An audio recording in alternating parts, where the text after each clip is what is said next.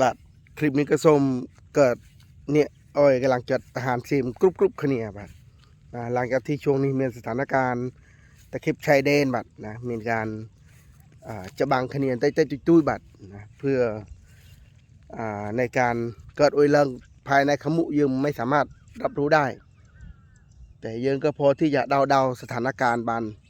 นะความคิดส่วนตัวบัดนะแต่อย่างน่าก็คอยบัดมันจ้องไอเมียนการ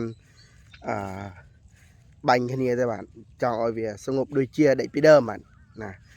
บางแต่ยังก็คงจะดิ่งถ้าวิเกิดปัญหาวิเกิดโมปิยอนเสด็จนะแต่มาในนามคนไทยบัดนะก็อ้อยกำลังเจิดบัดอ้อยกำลังเจิดทหารกรุ๊ปเนี่ยบัดขังซีมข้างในบัดนะโดยเฉพาะทหารที่โนเราเกิดแนวหน้านะอ้อยกำลังเจิดนะให้กำลังใจนะมันดิ่งที่จะซื้อต้องเกิดเริ่มบัดแต่ว่าสิ่งสำคัญคือกำลังใจนะแล้วก็ความสามัคคีของพงยืง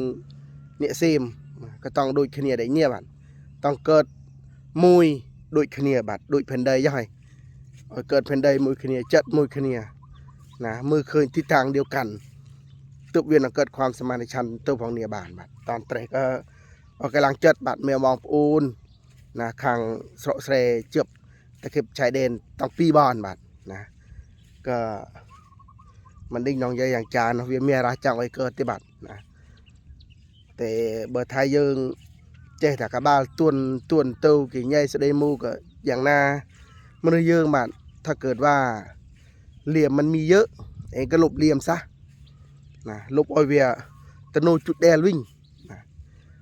แต่ก็มันมีราจังไว้เกิดบัดแต่ถ้ารึงโมเองก็รึงเหาะนะมันเมนถ้ากี่รึงโมก็เจ๊ตัดต้นแต่มือทรงตัวเคยบัดทหารกลางซีมก็คงจะมันลีนพองไว้รอบนี้นะก็อ้อยกำลังจัด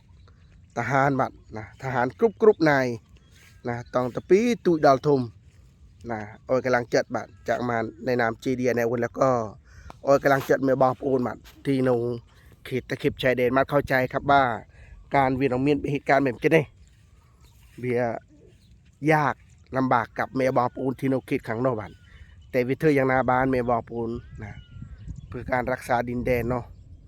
มาก็กำลังจัดตั้งกรุ๊ปนี้กรุ๊ปฝ้ายนะบัดมันได้น้องใหญ่อย่างน่ะใหญ่ตัววิก็อยากได้จะน้องเครื่องจัดน้องระมุนลงกับน้องกระบาลเลยนะก็ใหญ่อุ้ยเจริญมานบัดก็เลยมโนเสรนะโยบรรยากาศเสรมอยมือก็กำลังจัดบัดต้องเมลบองปูนที่โนเราตะกิบชายแดนและรูมตุดอลบัดนะทหารตะปีตุดอลทุม